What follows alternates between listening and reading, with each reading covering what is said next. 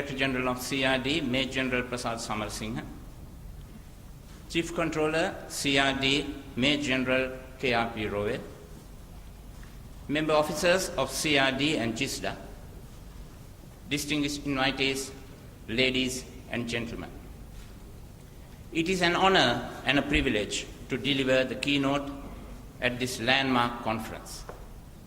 This conference is a clear demonstration of the vision and commitment of Ministry of Defense and its agencies towards national security and fostering of sustainable growth. Instead of telling you what products can be developed using geospatial technologies, I felt that it is prudent to use this morning to take you on a geospatial philosophy tour. At first, let me tell you about the global perception on geospatial technology applications on the context of economic growth. Our country, with a per capita GDP of approximately $3,000, has just cleared the boundary of a low-income country. Our next target is the status of lower middle-income country, which is approximately $4,000. Our growth is at infancy when we compare ourselves with Singapore or USA with a per capita income of US nearly 50,000. Performance of a nation is reflected by the GDP growth rate when it is compared with that of developed nations. In simple terms, it means that if a country could achieve a high growth rate, then the development would be faster. When we talk about economic growth, it is important to know that there are two categories of growth.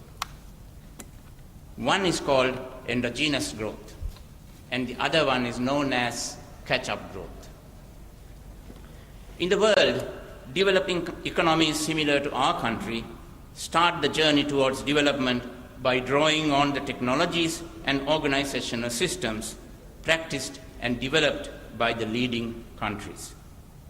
Strategy is to import technology from abroad rather than developing at home and achieve development at a faster rate.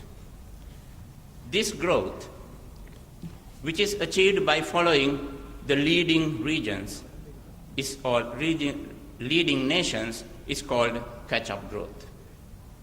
On the other hand, there is endogenous growth, which is the growing mechanism of the technological leaders of the developed nations.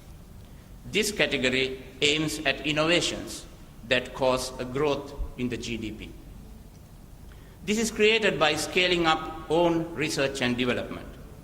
World over, this scaling up has caused a chain reaction of new systems leading to economic growth. Therefore, even if a country starts with the catch-up growth, it is endogenous growth that would finally sustain the growth and enable reaching the desired target. Since the Industrial Revolution in 1750, 6 waves of technology changes have been identified in the world. They are called conductive waves. Each of these have lasted approximately 50 years. First was the era of steam engine around the year 1800. Second is the railway and steel around 1850. Third is electrification and chemicals around 1900. Fourth is the age of petroleum and automobiles. The fifth, around 1970, is the wave of information and communication technology, which we know commonly as ICT. Now, the sixth, which started around 2010 and we are experiencing now, is called the era of intelligent technologies, or the knowledge economy. This is the background of the global technological development, which is the backbone of world economic development. It is important to note that we are now in the era of intelligent technologies. Combining the advances in space science, satellite systems, the achievements of the ICT era, the world is now making inroads to carry out geopositioning, mapping, spatial planning, and countless other geographic applications. Therefore, we need to enlighten the nation. Tell those who are yet to learn that present-day economic growth in the world is taking place with the support and success of the geospatial technology applications. As such, this conference on defense geospatial potential for safety and nation's growth in Sri Lanka is an opportunity for us to build momentum for a march towards economic prosperity. Now let us dwell on this topic of economic development a little bit more. As I have told you just now, when a nation embarks on a drive for economic development, then the mode is catch-up growth. That is, we are adopting the technology of developed countries. When we move forward, as a country, it is quite clear that our growth rate would be fast at the initial stages. However, as we approach the developed nations, this growth rate reduces to match the leader in front. Because once you have caught up, you have to wait till the developed nations develop further. The GDP growth rate of developed nations are around 1% and sometimes even less. So if you look at the growth of the countries, we would see that from time to time there is a slowing down. You bring in a technology and use it. Then you bring in the next one, the next, and the next. After that, what would be the next step? Therefore, slowing down of catch-up growth is inevitable. It shows that in order to grow, it is necessary to supplement the catch-up growth with endogenous growth. Our GDP per capita in current prices was about $3,000 at the end of 2012.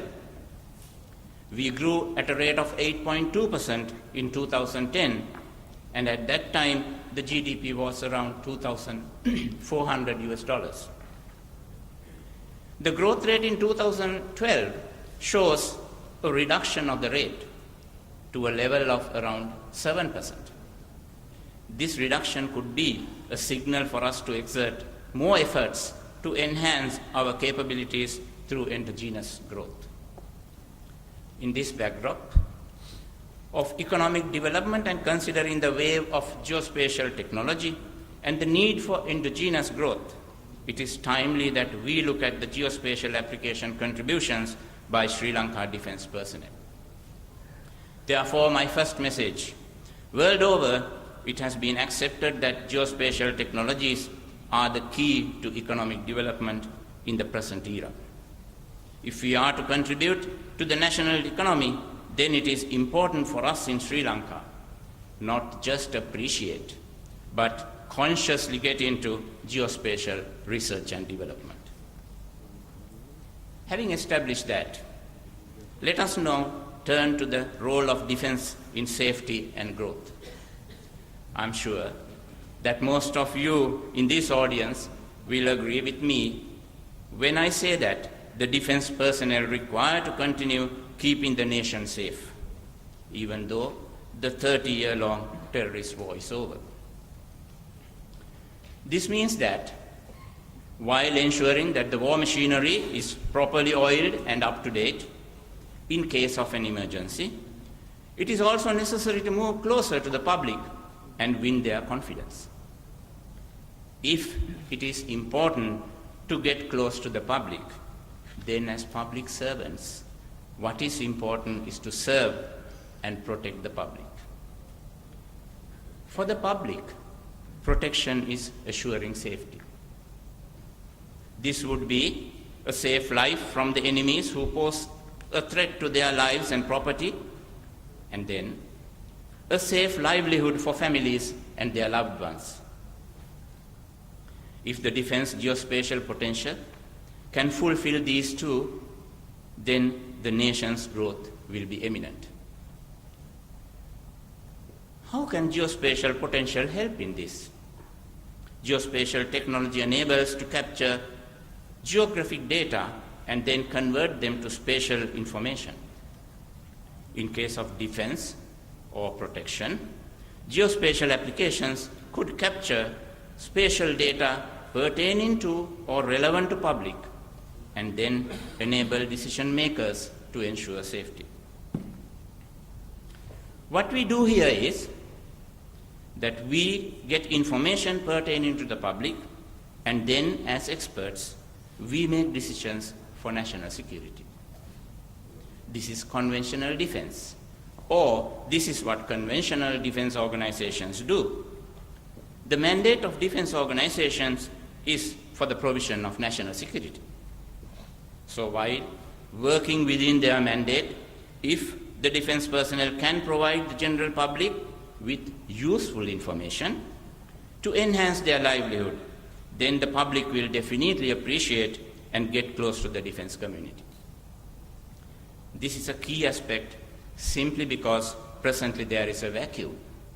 There is a vacuum in the provision of meaningful, useful, and not-for-profit information.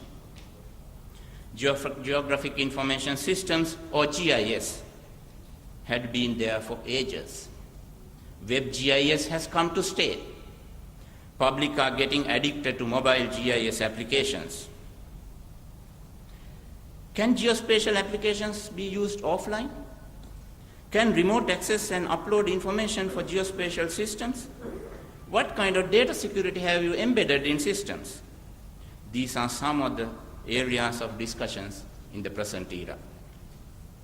Not long ago, in 1994, while I was working on an island-wide study of industrial estate siting, our team of experts with degrees, masters, and PhDs, I was the one who could read or easily browse a hard copy map to find a location.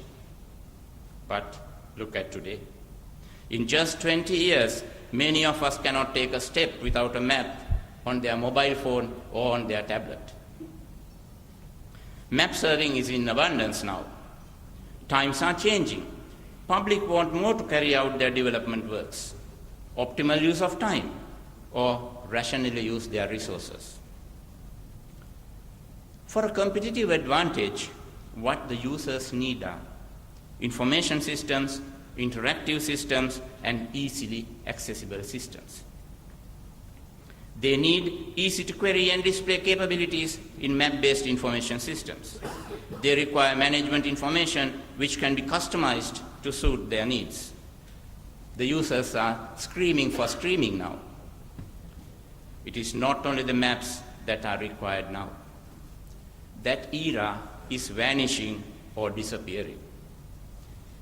There are 4 keywords that add glitter or shine to the geospatial applications. They are the interactiveness, usefulness, accuracy, and security. Security is data security.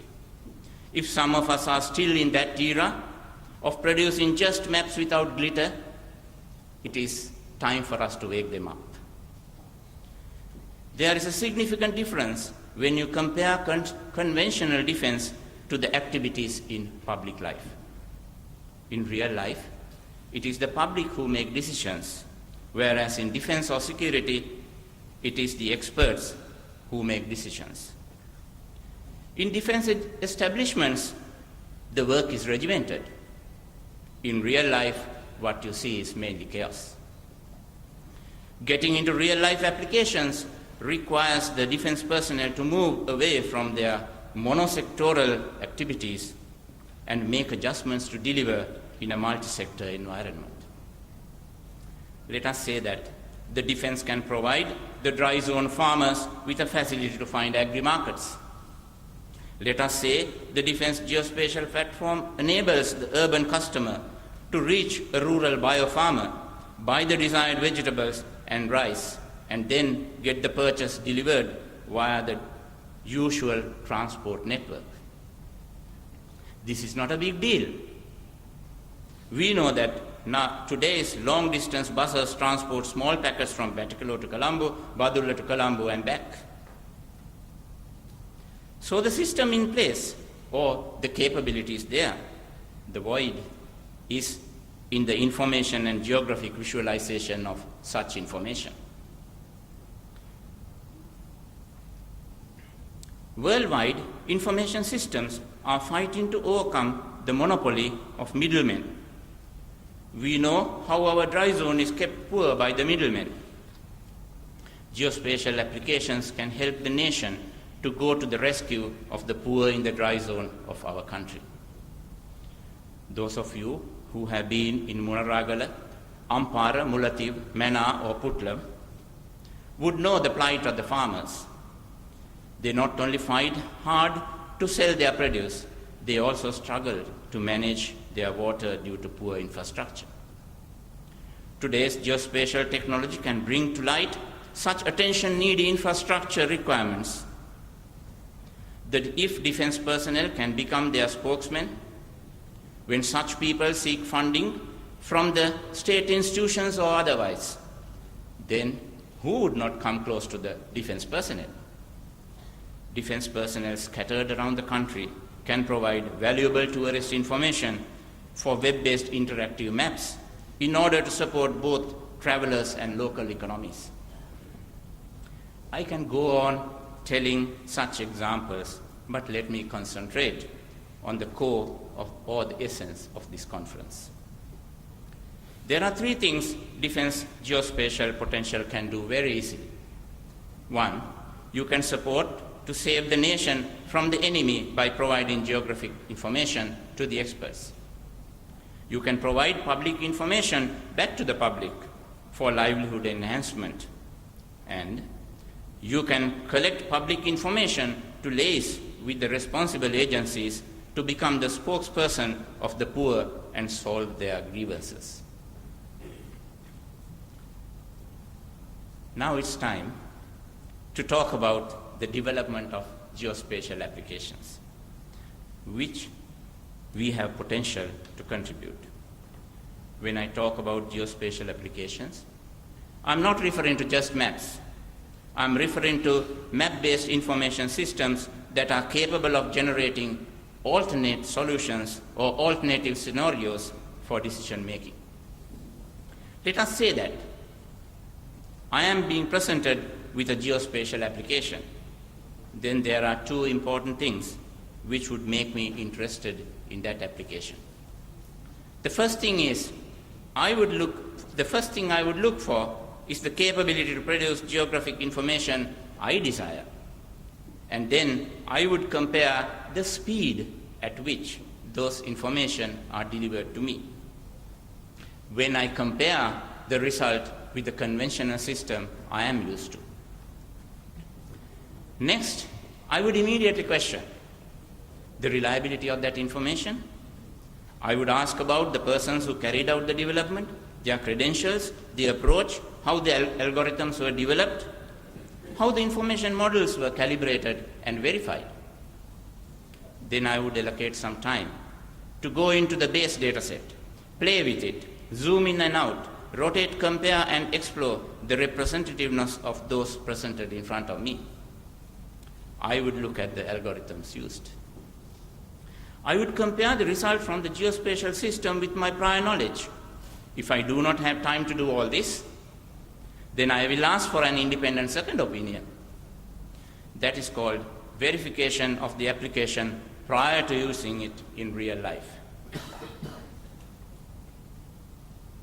Even after doing all these verifications, I would fire a question or two to get answers from the geospatial system before I drop my conventional system and opt for the new geospatial application. As I describe this, some of you might say, isn't it the way we do things when we carry out important tasks? Yes, we do. Some might also say, aren't you overcautious? Isn't it time-consuming? Can't we do this trial and error? The simple answer is, who would like to trust a non-scientific, non-verified application to make critical decisions for our nation? Now my point is, that those who develop geospatial applications should do it right or should learn to do it right. It is extremely important that adequate research is done prior to development of geospatial tools for projects. First, it is necessary to identify the objectives and then to critically evaluate them. It is important that reinventing the wheel is not on the table. Next, develop a scientific methodology to carry out the task. Do a literature survey and identify the state of the art. Collect the data, check the data and develop algorithms, then execute the job. Once done, verify the results. These are accepted methodologies. Follow them. Then document your work so that the next developer does not have to start from the scratch. I must stress that there are two important tasks to get a good application developed. First is to inculcate the habit of writing a report once a proposed job is done. The most important is the second one, which is to get the report reviewed by a competent, independent reviewer. Once these two are in place in the mechanism, the rest of the components would fall in line. A demonstration of right action would build the confidence of the users while assuring the sustenance of the developers and the product itself. I am proud to say that at GISDA, members are good at the theoretical concepts of geospatial technology applications.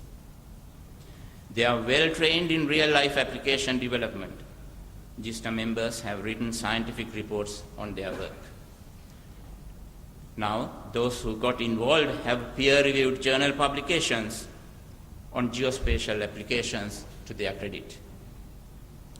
In 2008, through journal publications, GISDA highlighted the urgent need of a national spatial data infrastructure. We can now witness the commencement of this activity with cabinet approval. The defense geospatial potential is not definitely at its infancy, as many outsiders would think. Potential of GISDA has grown for nearly 8 years. It is on a solid foundation and would enable moving from strength to strength. My message today is a very simple one. The defense geospatial potential is of immense importance to national safety and growth. There is no doubt that the defense leadership has understood the importance. Vision to establish a center for research and development and a clear identification of the need to have a strategic geospatial unit called GISDA 8 years ago exhibits the commitment. The machinery is aligned in the right direction. The task of the day is to evaluate the critical mass that is required to make contributions to get close to the public and play the needy role of helping the country to grow. A critical mass in terms of facilities, scientific methods, capable personnel, their numbers, and commitment at ground level for geospatial applications would be the key to lift the status of the country. Technical presentations scheduled to follow today would provide food for thought. I'm certain that this conference would be a great success. Thank you very much.